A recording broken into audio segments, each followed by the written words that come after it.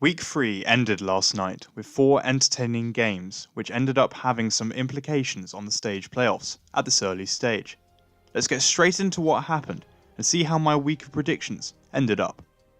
The final day started with the intriguing matchup between the Boston Uprising and the Toronto Defiant, with both teams looking very capable when running 3-3 compositions. However, right from the outset, the game felt a little strange, with Boston the main reason for this. Gone was their aggressive, coordinated playstyle that had brought them success, and instead, they played very passively and allowed Toronto to engage onto them.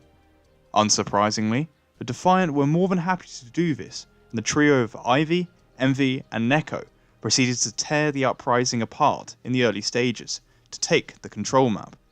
Culhex and Aim God in particular were completely outplayed time and time again by their counterparts Ivy and a returning Neko against his former team. Toronto rolled into halftime relatively comfortable at 2-0, but let Boston back into the game on Anubis, where they suddenly appeared to play aggressive again.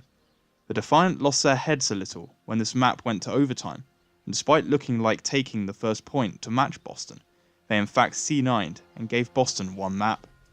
Yet, instead of this becoming a major turning point for the Uprising, it in reality spurred Ivy to take the game into his own hands, where he dominated Rialto on Zarya to close out the map and allowed Toronto to win the series 3-1.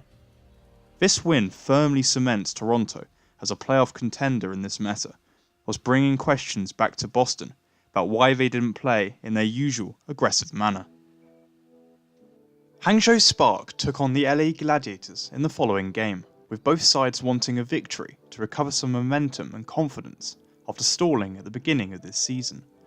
Decay once again started for the Gladiators and continued his high level of performance in the place of Shawfall. However, this did not always translate to the rest of the team.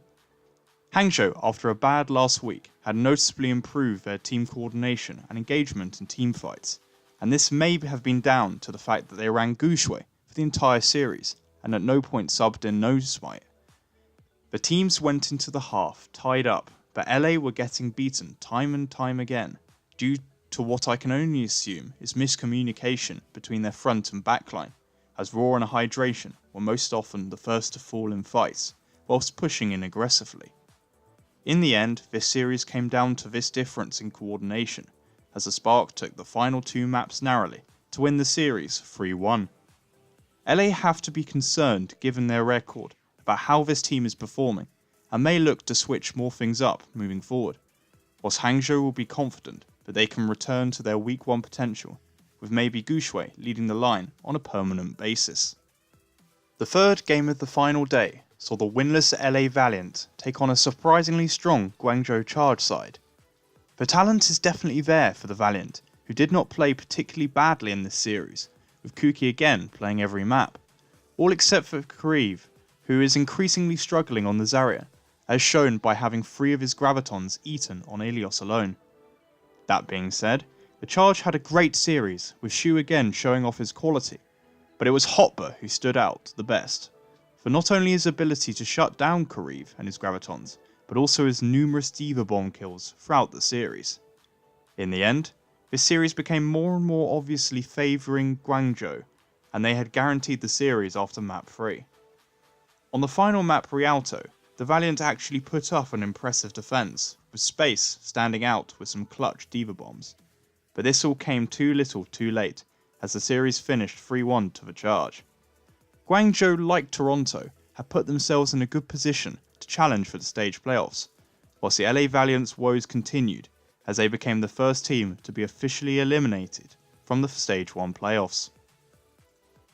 Week 3 concluded with the interesting series between the New York Excelsior and the Seoul Dynasty. I, like many, expected a New York victory, but the main question was in what manner they would achieve this. Ilios gave us our first suggestion, as Seoul came out with aggression as they looked to take the match to the Excelsior. However, despite their microplay being very effective and on point, their macro seriously let them down, as the Dynasty would often use ultimates effectively, but then not actually follow up on them. This allowed New York to take map 1, before we entered the bizarre contest that would follow on Numbani. Despite getting the first elimination in a couple of fights, Seoul refused to push and allowed the Excelsior to reset. In the end, this allowed them to be stopped at around 90%, which they would have to hold to prevent New York from entering the half 2-0 up. What followed was strange in the sense that after 3 minutes the Excelsior won a team fight and looked to take the point, before Seoul returned at the last minute and in a pincer with Fletter using Grav, managed to turn the fight on its head and inexplicably hold Numbani first point. Some thought we might have a series, but the final 2 maps proved otherwise. Defensively, Seoul again looked strong, but given what can be best described as an inability to attack, they were beaten with a minute left on Volskaya. New York then crushed Dorado on attack before finishing off Seoul with better ultimate management to take the series 3-1. With this, New York clinched a stage playoff spot, and Seoul had many questions to answer about their communication and strategy, given, in the end, they actually never managed to take a single objective on any map. As for my predictions, on this final day I went 2-2, with my faith in the LA teams letting me down. The Toronto and New York games pretty much went how I expected in terms of their strength over their respective opponents, but the continuing poor performances of both LA teams just seems strange given the strength of quality in both their rosters. These results mean that I ended the week with an impressive 10-6 record, my best so far, having gone at worst 2-2. Taking my overall to 27-21. But with that, I must credit the parity and quality of the league in this specific meta for making each game so hard to predict in many ways. With that, I'd like to thank you for watching. You can expect my power rankings probably tomorrow, and if you enjoyed, please leave a like and subscribe for more Overwatch League content as we move forward.